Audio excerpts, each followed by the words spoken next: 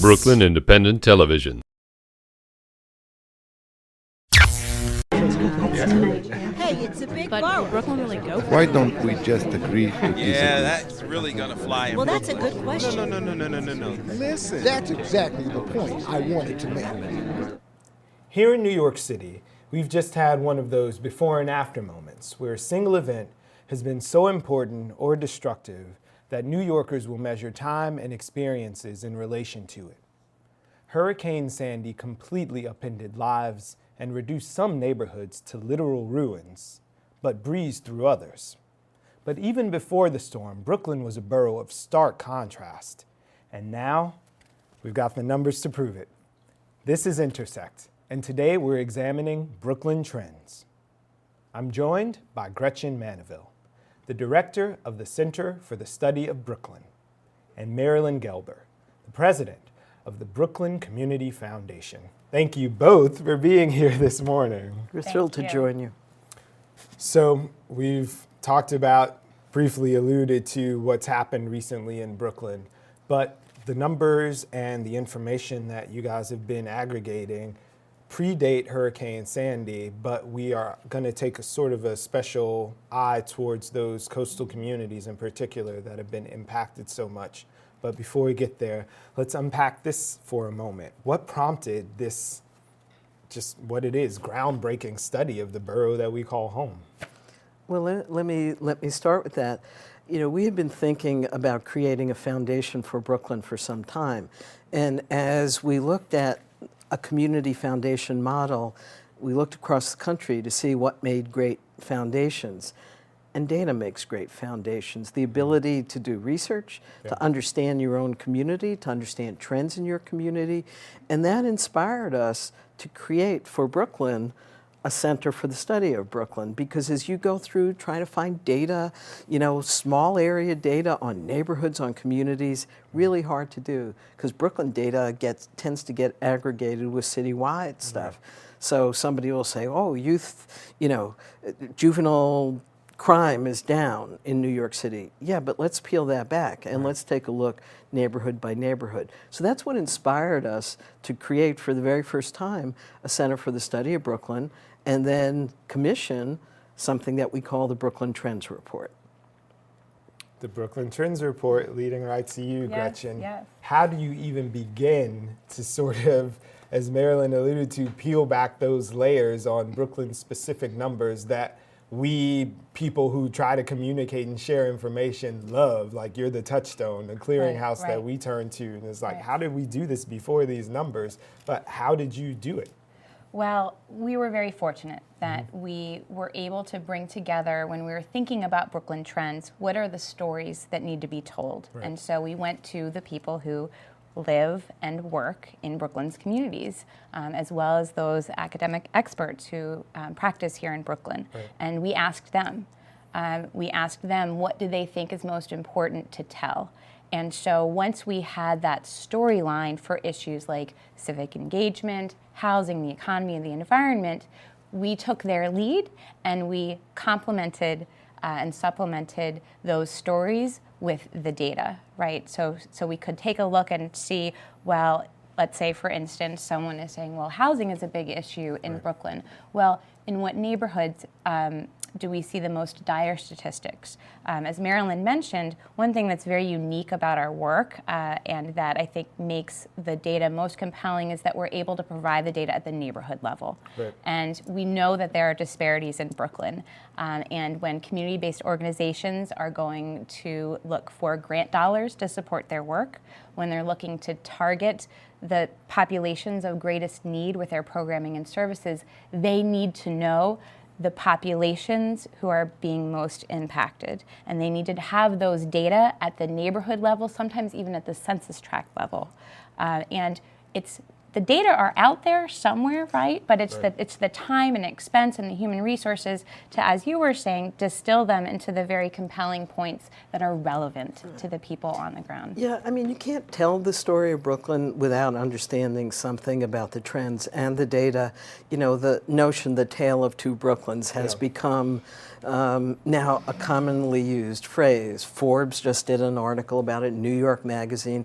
And so the media is sort of beginning to pick up on this. But beyond the media, we wanted this data to be out there so that policymakers, the nonprofits, and frankly, philanthropy. We believe in fact-based philanthropy. And because if you look at the pattern of philanthropy in New York City, much of it ends up in Manhattan, doesn't come to Brooklyn.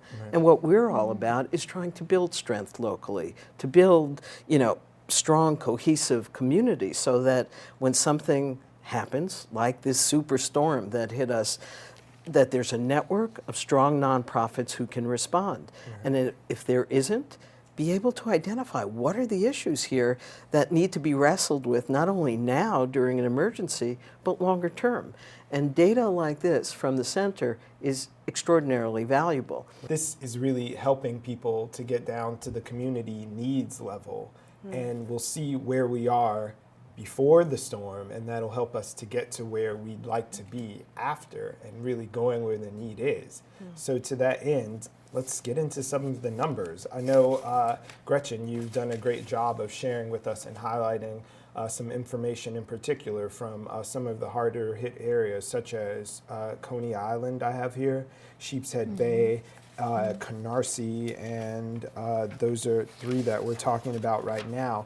But do you want to just give us a brief overview? This is all information that we're sharing on the screen now with some of the numbers and contrasts that are inherent in some of the areas. But I guess let's start with Canarsie, Community District 18. So there are about 206,000, just under 207,000 residents in Canarsie currently. So I'm interrupting just for a minute, and before Gretchen gets into it, what we asked the center to do is look at the coastal communities of Brooklyn, and there are 5 community districts that we identified, as being coastal. It's interesting. We used to talk about these as waterfront communities, and now we're intentionally talking about coastal communities because it's a whole different way to look at things. And and Gretchen will go into the individual details, but those 5 communities collectively, population's nearly 700,000 people. The city of Boston has less than that. So we're talking about little pieces of Brooklyn that in and of themselves are bigger than the city of Boston. So again, the importance of understanding what's going on in those neighborhoods is really key. I'm sorry, I interrupted before you were telling the Canarsie story, but each one of these are like little cities. Right, and it's important to frame it in that way. And when we talk about the data, it's also important to realize that we're sharing them at the community district level, right? And each of these larger community districts have several neighborhoods within them. And like Marilyn is saying, that 700,000 number is aggregated for those community districts. But when we look at certain populations within each of those community districts, those are cities unto themselves and small towns across America, right? So we need to be thinking about these are tens of thousands of people that we're talking about, not just data, not just percentages, people, tens of thousands of people in each of these populations. And when that really sinks in and hits home, we can really feel the impact of the storm in a very real way. So I'd like us to all kind of keep that as the context as we're going through.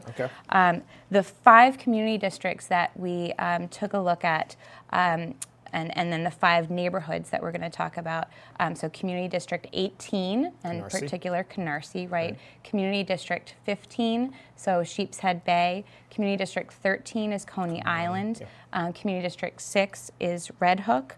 And Community District 2 has Dumbo within that. So of those, I think that when we ran the data, and we have this whole table of the data that we ran, what kept emerging as the highest for several different indicators was Coney Island, and looking at Community District 13. So Coney Island actually, and Community District 13, has the highest percentage of, within its geographic boundaries, of seniors in all of Brooklyn.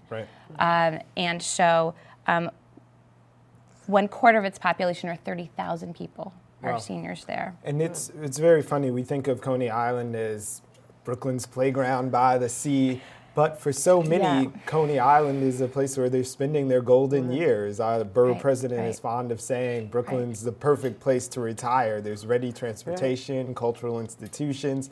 There's so much here that's accessible to a senior population. Well, they're there. And they're there. They're there. See, but the other point is, again, back to the tale of two Brooklyns, high senior population, but high number of seniors living in poverty. The highest in Brooklyn. And you have to, and again, looking at these coastal communities, high density of public housing, high density of subsidized housing. And so when this storm hit, here are all these seniors who were isolated. Mainly in towers, very living concentrated. in these high concentration of housing, having very few options, and people stayed. And now, I mean, as currently as today, I'm hearing stories about seniors who are completely isolated, barely being assessed to see what they need, needing food. Again, in terms of emergency response in this town, understanding those numbers and who's living in those communities, it's fine to say evacuate. Well, to me, this is our Katrina moment. I don't want to overstate it, but in fact, there are uncanny resemblances between seniors being stuck in their homes, isolated, people not knowing they're there, and then after the storm is ended, who's going back to see how they're doing? Again, people have made good efforts, but these numbers are so large that, again, if you're going to plan, one needs to plan based on numbers like that. It makes the difference between a rescue and a recovery.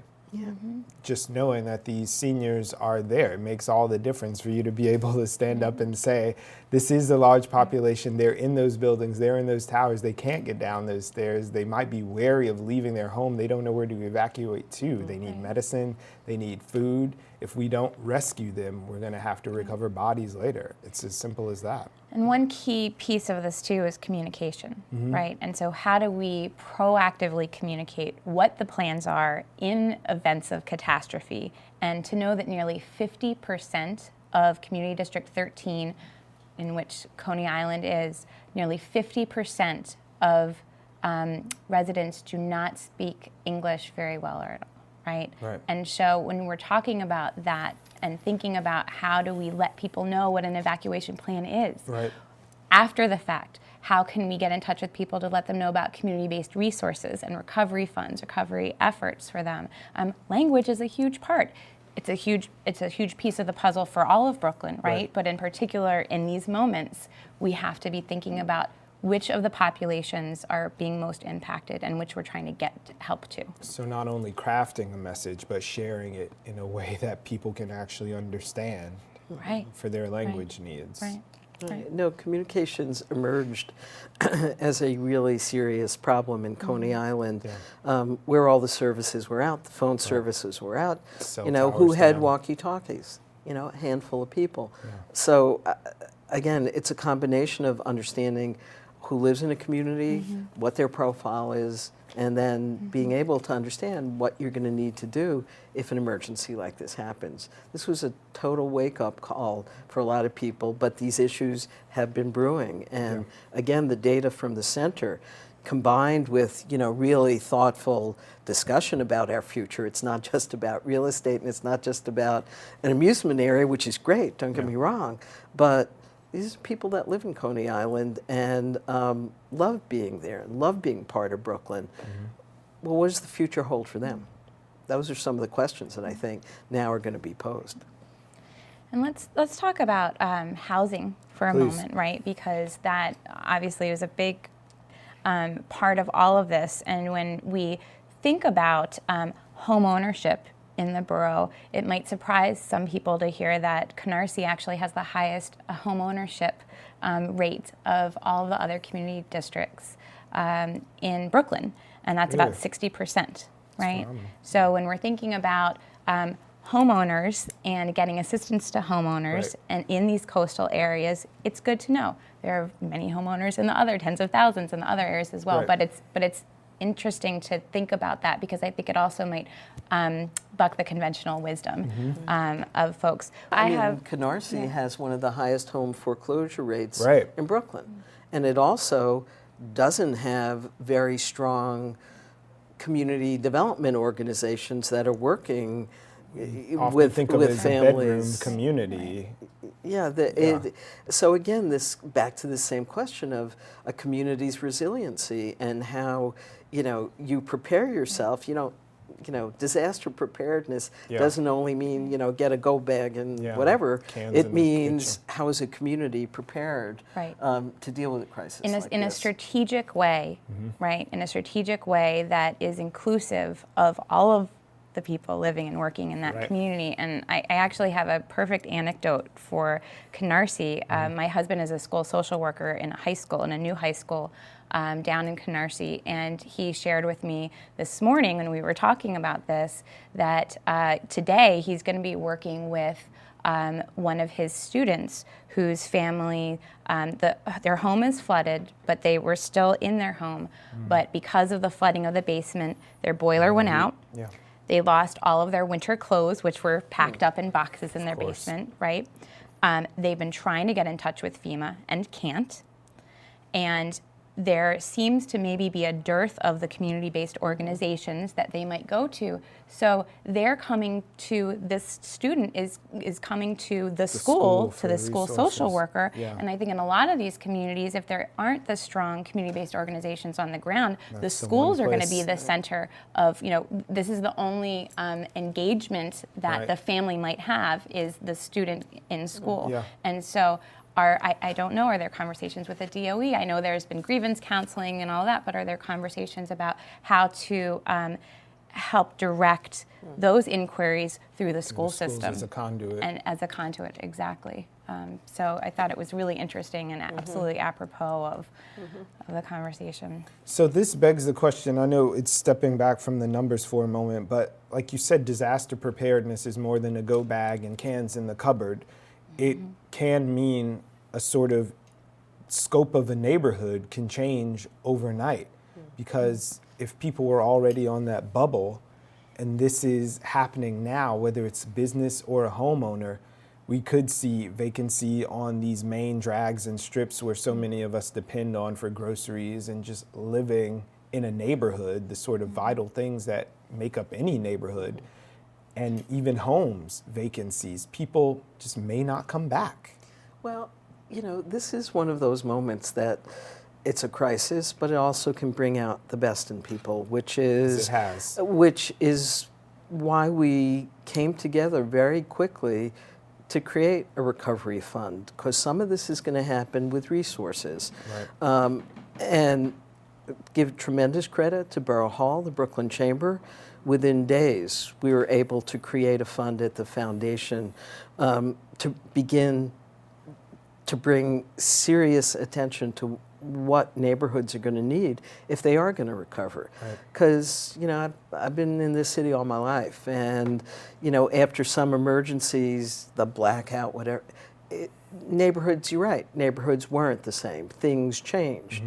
But now I think we have it within the scope of the new Brooklyn and the old Brooklyn to come together in a very constructive way to bring support so that the civic organizations can serve communities better. Right. That it's not just I serve the shopping street and you serve the human services. What we're trying to do through the recovery fund now is to create in these impacted coastal communities community collaboratives, if you will, that bring together the strongest nonprofits to now start aligning what they do to help the situation. Because, if you can move back in your home and have power, but then you need to be able to buy something. You need to be able to shop. You need the basic goods and services that make you, want to live in a community. Right. It's not going to happen overnight, but I think this time, unlike some other times in Brooklyn's past, we now are building on a new strength and this new moment of new Brooklynites who think it's cool to be here. Yeah. Well, now we're saying, okay, it is cool to be here, but now you have a role to play in its future that maybe isn't what you anticipated, but now you're all part of it. And so that's what the Brooklyn Recovery Fund is all about. Well, to that end, I can share, I'm not talking out of school when I say there was a meeting, the first meeting of some of the entities and people who make up the Brooklyn Recovery Fund that you just spoke about at Borough Hall this week, and I was sort of a fly on the wall standing quietly in the corner. But it was very humbling and frankly awesome to be in the room with so many people who their first concern was getting Brooklyn back on its feet. And there were so many organizations represented in different neighborhoods and people just coming together at the moment to share what they knew and to try to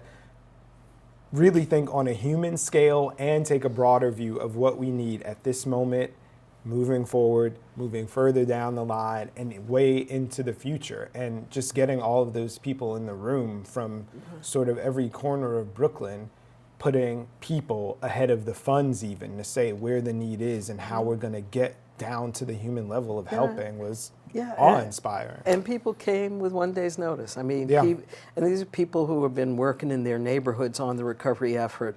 But we thought it important. You don't just set up a fund in isolation. You got to hear people. You got to listen to what people have to say, and then target your funding based on what people are telling you. So that room was packed, but in fact, the list is going to grow in terms of organizations who are going to be a part of this. There is that Brooklyn spirit that even something as horrible as this really can't defeat. But again, you got to be intentional and you got to be organized. And so the fact that Brooklyn now has a foundation that can kind of be a bridge between the nonprofit community, government, the business community, that's a really important entity that wasn't there before. And that's where we hope to really show what we have by coming together in the aftermath of this superstorm. And that Brooklyn spirit and those efforts and Brooklyn's voice is so powerful already. But now it can also be fortified and strengthened with data-driven decision-making, right? And so with both of those in a marriage together, it really, I think, will enhance not just this recovery effort, but our future strategic planning and thinking about where we want to go as a borough, to be able to take the experience and the skills of those living and working here and be able to buttress those with this very compelling data that's at the neighborhood level. So we are closing in on our last 5 minutes, if you can believe it. So I'm going to put you on the spot for a moment, Gretchen. Oh, no. Okay, do I need to get my table here? No, we've gotten a little bit of information on Coney Island. We've also touched on Canarsie as well. But even, and feel free, 5 minutes is the longest, shortest period ever. But if you can share any information that might be useful or helpful or even surprising about Sheepshead Bay, we touched a little bit, but Dumbo and Red Hook, anything that you like to share that would compel people to move forward? Yes. One thing that I was surprised about is that when we were pulling together all of these data, I saw that Community District 2 actually has the highest percentage of its residents who are children living in poverty of these 5 areas. And so that was very striking to me. I didn't know that. That was surprising. I'd like to investigate that more. And so that's one piece of information that I thought was interesting. Also, when we're thinking about, let's see, so that's Dumbo. Let's talk about Red Hook a little bit. Please. We know that there are a substantial number of public housing units in Red Hook, right? When we compared these 5 areas and looked at public and subsidized rental units, Coney Island, or CD13, actually had the greatest aggregated number, but we know there's a very large number in Red Hook as well. And so when we think about populations in Red Hook, the Latino population is the highest population of color in Red Hook, in Community District 6. And so when we're talking about languages again, outreach, how are we reaching out? How are we reaching out to those folks? So yeah, that's right. And does FEMA know that Canarsie has the highest home ownership in Brooklyn? No. Do they know that in, the public housing developments in Red Hook, you have a high number of people who don't speak English well? Do they know that? So again, having this data and being able to connect it to government, to people who can use that data effectively, both in an emergency and then, in normal times when we fight about budgets and investment, this stuff's important. So I'm going to ask you in our closing moments, we touched on the Brooklyn Recovery Fund, and we're currently running a public service announcement. So every time you see it, you can donate every time Please you watch do. it. But before that moment, while we have you here, give us a brief explainer of the Recovery Fund. Sure.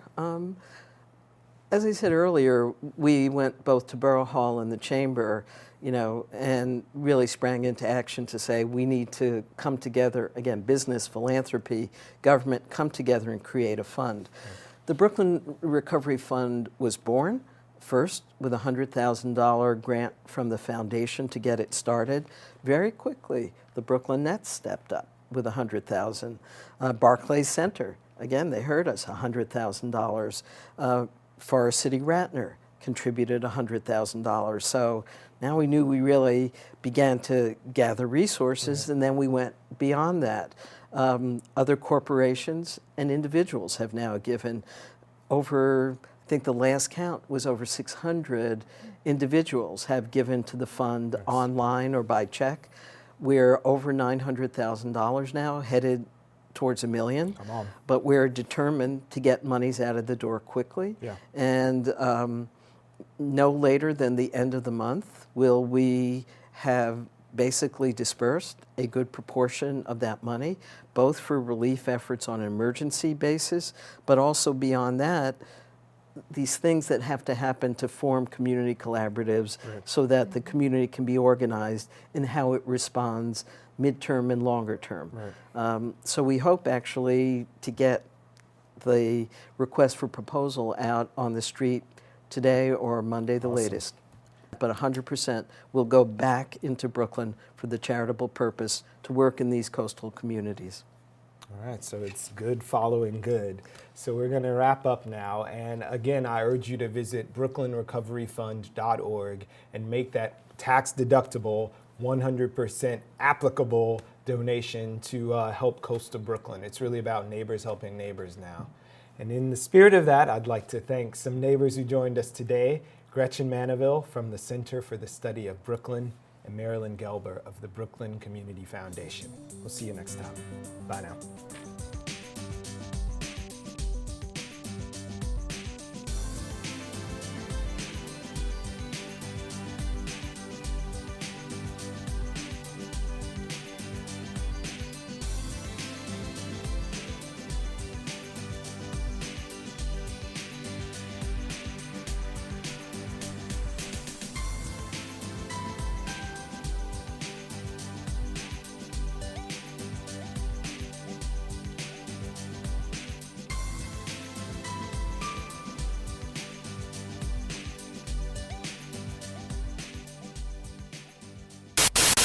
Watch this and other Brooklyn Independent Television episodes online at breakartsmedia.org/BIT.